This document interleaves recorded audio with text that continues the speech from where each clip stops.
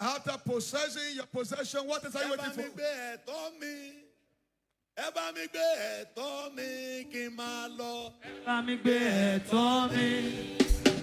Ẹ bá mi gbé ẹ̀tọ́